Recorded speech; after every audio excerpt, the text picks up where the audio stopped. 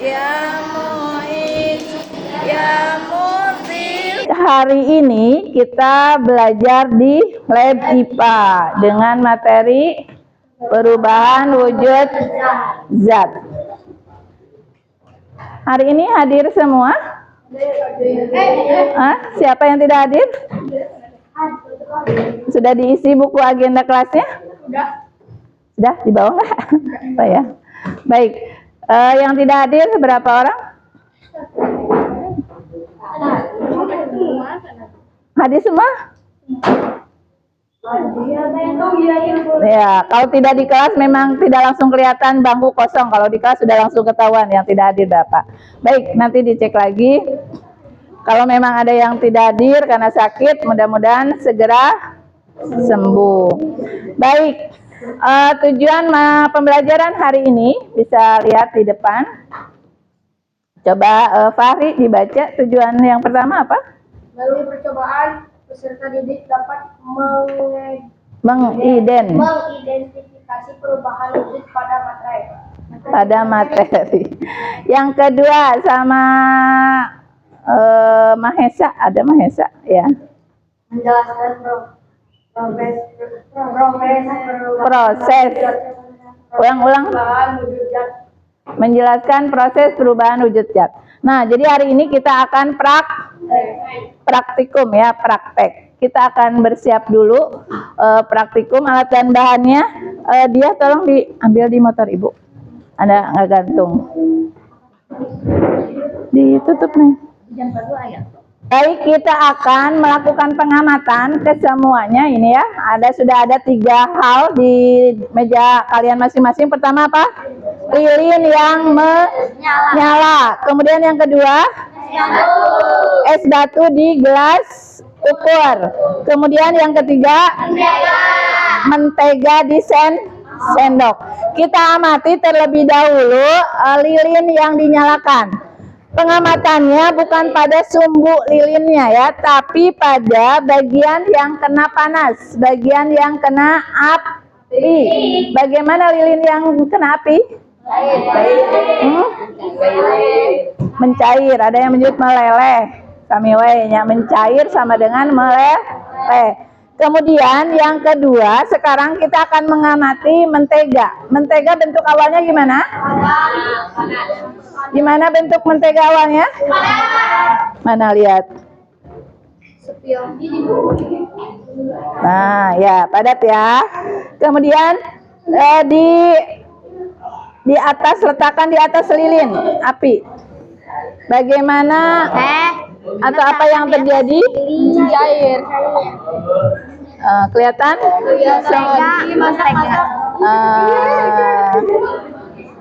Sok, lakukan. Panaskan di atas lilin. Ya. Apa yang terjadi ketika mentega dipanaskan?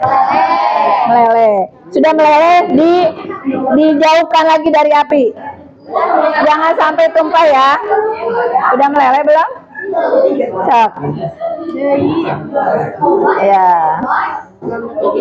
Coba boleh setelah meleleh seluruhnya supaya meleleh. Nanti setelah semua meleleh di atas, ditaruh di atas es. Sendoknya diletakkan di atas es. Coba sekarang. Udah segitu aja, itu udah meleleh. Nah. Udah meleleh, udah. Coba sekarang dijauhkan dari apinya. Iya.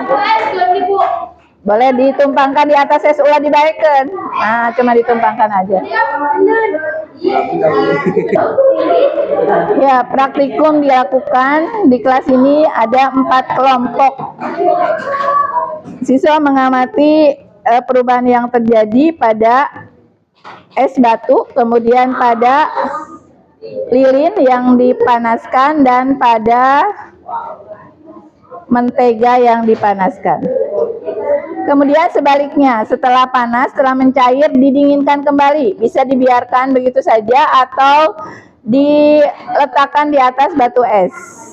Mereka mengamati apa yang terjadi. Baik, kelompok 1, silakan jelaskan apa yang terjadi dengan lilin yang dipanaskan. Lilin ketika dibakar akan meleleh Karena terkena api atau panas. Nah, di bagian bawah ada ceceran ya atau lelehan. Ini ketika sudah dingin bagaimana? Kembali membeku, menjadi padat lagi. Oke.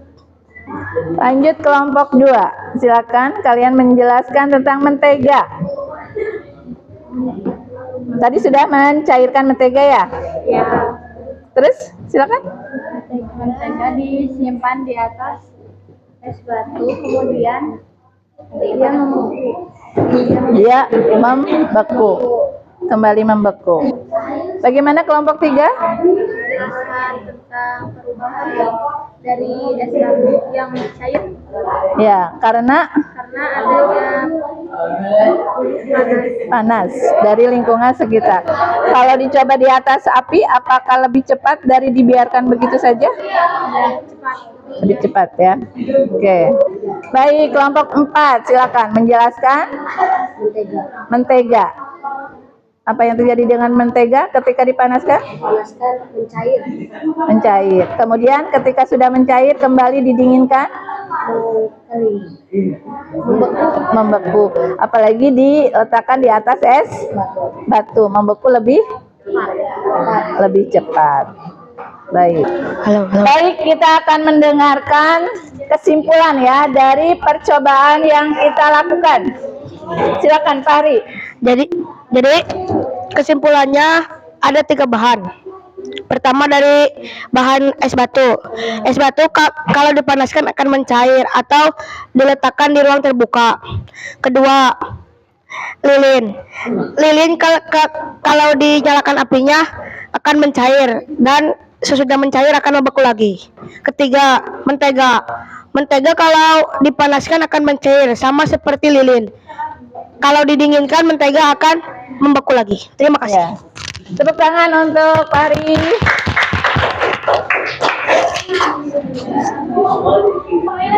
Pertanyaan pemantik. Ketika kamu mendiamkan es krim berada di suhu ruang, apa yang akan terjadi pada es krim tersebut? Nah, ini hasil diskusi tadi. Jawabannya adalah betul, karena es krim itu akan mencair. Ini percobaan memanaskan kapur barus, kemudian uapnya ditampung, ini ditutup, tidak keluar-keluar, uapnya ditutup dengan sendok. Nanti kita akan melihat ketika sudah dimatikan apinya, bagaimana kapur barus itu mengkristal kembali yang berada di bagian bawah sendok. Nah, uapnya sudah semakin banyak ya. Kalau udah banyak cukup dimatikan saja apinya. Ya, didiamkan dulu ya, diamkan dulu. Nah, tujuan diletakkan es di atas sendok itu untuk mendinginkan supaya cepat dingin. Ini proses mendinginkan uap kapur barus ya. Tadi sudah banyak uapnya ketika dipanaskan. Sekarang sedang menunggu proses pendinginan. Ini kelompok 1 juga sama, sedang mendinginkan uap kapur barus ya. Yang di kapur barusnya ini ditutup. Kita mau lihat yang ada nanti di bawah sendok. Baik, kelompok 4, bagaimana dengan uap kapur barus yang tadi didinginkan lagi di balik sendok itu kembali membeku. Jadi ini perubahan dari kapur barus gimana? Dipanaskan menjadi uap. Uapnya kemudian tadi ditutup, yang nggak keluar menempel di tutupnya, yaitu sendok bagian belakangnya. Nah, kemudian ini tadi mempercepat didinginkan dengan es. Ini terlihat kapur barusnya kembali membeku. Baik, kita simpulkan sama-sama ya. Tadi kalau tadi bukan es krim ya, es batu biasa. Ketika es batu menjadi cair, di situ terjadi perubahan wujud, yaitu dari padat ke cair. Kemudian benda mengalami perubahan wujud itu karena adanya pengaruh kalor. Kalor itu adalah energi panas. Nah ini ya, energi panas yang bisa diterima atau diteruskan oleh satu benda ke benda lainnya. Nah, ada 6 peristiwa. Tadi semua sudah kita praktekkan ya, benar? Pertama, mencair. Silakan Zulfa. Tadi praktek yang contoh dari peristiwa mencair. Es mencair ketika dipanaskan. dipanas. Lanjut, Haikal. Contoh dari mencair. Yang barusan dipraktekkan. Mentega, bagaimana mentega? Mencair. Mentega dipanaskan Mencair. mencair. Fik ke Fahri.